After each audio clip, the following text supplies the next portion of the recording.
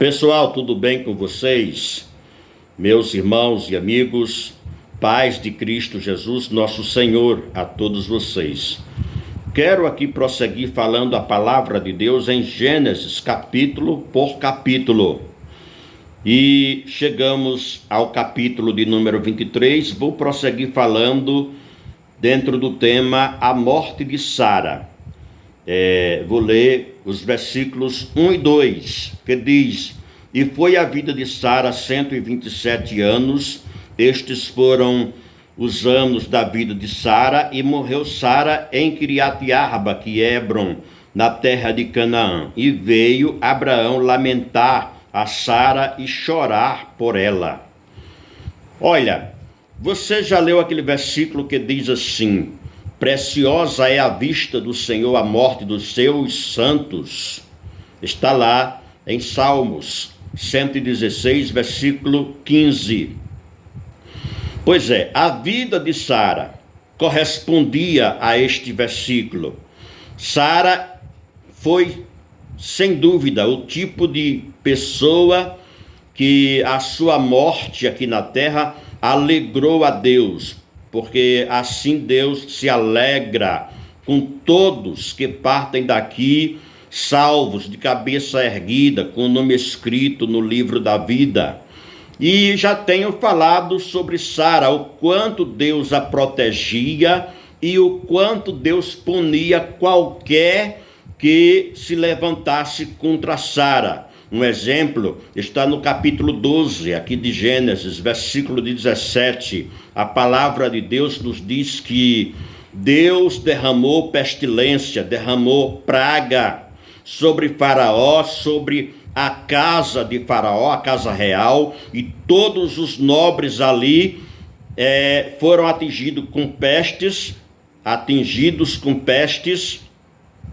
Aí diz a Bíblia, por causa de Sara.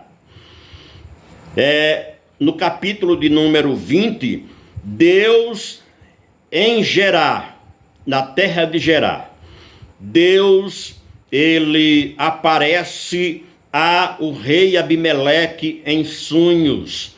E se você ler o versículo 3 e o versículo 7, você vai ver que Deus ameaça o rei Abimeleque de morte. E no versículo 7, o Senhor fala para ele, para o rei: devolve a mulher ao seu marido, porque senão morrerás. Então, Deus protegia a Sara. Cheguei eu à conclusão de que Sara foi a pessoa na Bíblia mais protegida por Deus. Se você me provar ao contrário, não tem problema, eu sou humilde, você pode falar, mostrar na Bíblia que eu aceito de coração, sou humilde para aceitar que estou errado. Mas eu cheguei a essa conclusão, ok? De que ela foi a pessoa mais protegida por Deus em toda a Bíblia. Este é o primeiro ponto. Agora o segundo ponto é as promessas de Deus para Sara. Obviamente que todas as promessas de Deus feitas a Abraão era compartilhada com Sara, mas veja uma promessa aqui diretamente para Sara, em Gênesis capítulo de número 17 e o versículo de número 16, diz assim: Porque eu a hei de abençoar e te hei de dar a ti dela um filho, e a abençoarei e será mãe das nações, reis de povos sairão dela. Veja que promessa magnífica, maravilhosa. E pode ser que você esteja lembrando agora de Maria, o quanto Maria foi abençoada. O anjo chega para Maria, né? E faz toda aquela promessa da parte de Deus. E diz: bendita és tu entre as mulheres. Ora, mas se você prestar atenção, quando o anjo diz bendita és tu entre as mulheres, esta bênção, este bem dizer do anjo, não é somente para Maria, é para todas as mulheres que vêm a partir daqui, de Sara. A partir de Sara, você teria, se você admira tanto a Maria, Sara recebeu promessas maiores ainda. Por quê? Sem Sara não existia Maria. Porque o ponto de partida da bênção, da procriação e, logicamente, que veio, passando de geração em geração até chegar a Maria. E aí a bênção começa através de Sara. Você já pensou que todos os reis, profetas e sacerdotes que vieram a existir em Maria, reis de Judá, reino que é o reino do sul, reis de Israel, que é o reino do norte, todos os reis vieram daqui porque Deus estava cumprindo a promessa que fez para Sara. Reis de nações virão desta mulher. Louvado seja Deus. Agora, louvado seja Deus, um terceiro ponto é que a história de Sara adentra ao Novo Testamento. Há comentários aqui que envolvem a pessoa de Sara. Por exemplo, em aos Romanos capítulo 4, versículo de número 19. Veja o que diz a palavra de Deus. E não enfraqueceu na fé, está falando de Abraão, nem atentou para o seu próprio corpo já amortecido, pois era de quase 100 anos, nem tampouco para o amortecimento do ventre de Sara. Gente, se você prestar atenção no começo da história, quando a Bíblia começa a falar em Sara, a primeira vez que Sara é escrita na Bíblia, vemos o nome dela na Bíblia, Sarai no caso,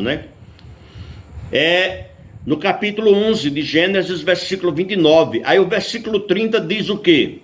11 e 30 diz que Sara era estéril.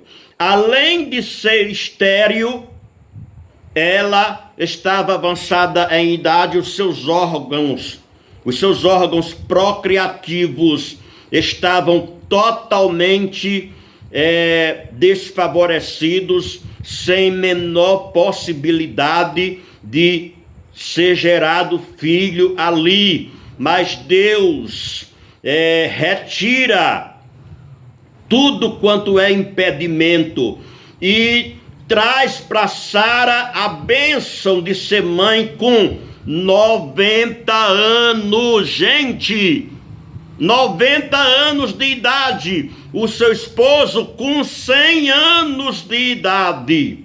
Para você ter uma ideia de que para este Deus não existe impossível. Alguém falou para você que é impossível, que você seja abençoado, que você receba esta bênção. Eu não sei qual é o seu problema, qual é a área, se é na área da medicina, se é na área da advocacia, da justiça, seja o que for.